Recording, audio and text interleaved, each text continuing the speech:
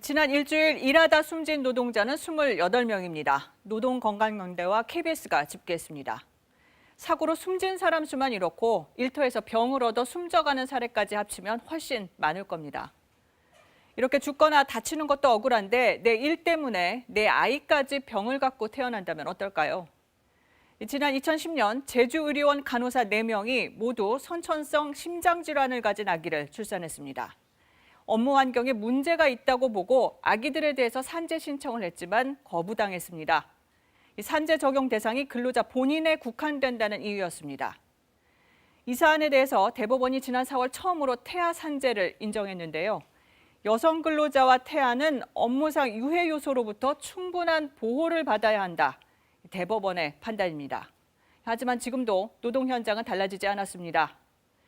일하다 죽지 않게 KBS 연속보도 오늘은 태아 산재의 실태 살펴보겠습니다. 허효진 기자입니다. 20년 가까이 삼성반도체 공장에서 일한 김희정 씨. 9년째 되던 해에 아이를 낳았습니다. 정밀 초음파 하는데 거기를 계속 이렇게 갸우뚱갸우뚱 하시더라고요. 다 끝나고 나서 말씀하시더라고요. 콩팥이 하나가 없다. 그리고 역류가 있는 것 같다. 가슴이 철렁했죠. 2살도 안 돼 수술을 2번이나 했고 앞으로도 약을 먹어야 합니다. 김 씨는 자신이 일했던 일터가 자꾸만 떠오릅니다. 임신 중에도 반도체 공장에서 유해 물질을 직접 다뤄야 했기 때문입니다. 케미컬 체인저를 이렇게 그냥 통에다 이렇게 붓는 거였거든요. 튀는 경우도 있었고 막 그랬거든요. 이제 그게 냄새가 굉장히 독했어요. A 씨의 아이는 태어날 때부터 거의 보지도 듣지도 못합니다. 아이를 가졌을 당시 A 씨는 LG 디스플레이 공장에서 일했습니다. 휴대전화 액정을 만들면서 한때 유해가스 잔여물 청소를 도맡기도 했습니다. 독성가스에 대한 부산물이다 보니까 너무 심했어요. 유독가스 냄새 계속 나고 숨이 들여 쉬지도 않고 내쉬지도 못해요. 죽는다는 생각도 들었을 정도로.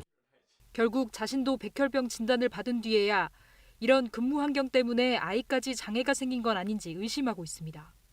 최고로 안 좋았던 환경에서 일을 했는데 저 아프고 나니까 애도 확실히 저 때문에 그런 것 같다. 산재조차 신청할 수 없는 상태에.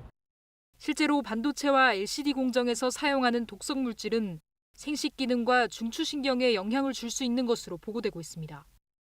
태아 질환도 업무상 재해로 봐야 한다는 대법원 판결이 난 지 7달. 그러나 법 개정이 미뤄지면서 여전히 자녀에 대해선 산재를 신청할 수도 없는 상태입니다. 21대 국회 들어 2세 산재와 관련해 발의된 산재법 개정안만 3개. 이번엔 논의될 수 있기를 부모들은 간절히 바라고 있습니다. KBS 뉴스 허효진입니다.